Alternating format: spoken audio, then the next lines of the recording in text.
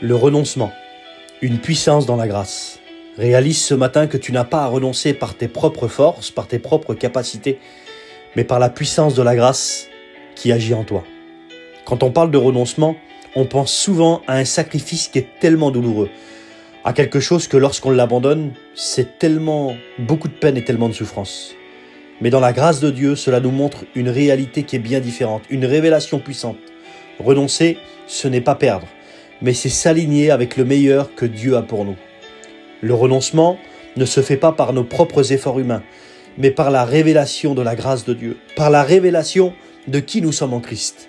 À ce moment-là, plus tu réalises l'héritage que tu as en lui, plus tu as le désir de délaisser. Ce qui auparavant te tenait captif, tu réalises que tu peux dominer.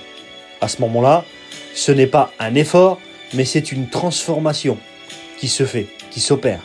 Réalise que lorsque tu es en Christ, alors tu es participant à quelque chose. Tu es participant à sa nature. Ça, tu peux le retrouver dans le 2e épître de Pierre, chapitre 1, verset 4. À ce moment-là, tu ne fuis plus la corruption, le péché avec beaucoup de regrets, mais tu te laisses attirer par quelque chose qui est bien meilleur.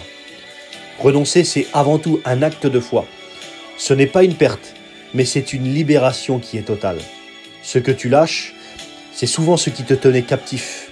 Et quand tu choisis la grâce de Dieu, alors tu choisis quelque chose, la liberté. Ce n'est pas une loi qui te force à renoncer, mais c'est l'amour de Christ en toi qui te transforme.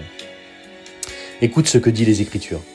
Livre de Tite, chapitre 2, verset 12. La grâce de Dieu, source de salut pour tous les hommes, elle est aussi pour nous le moyen de nous équiper pour renoncer. Oui, la grâce de Dieu t'enseigne et la grâce de Dieu t'équipe.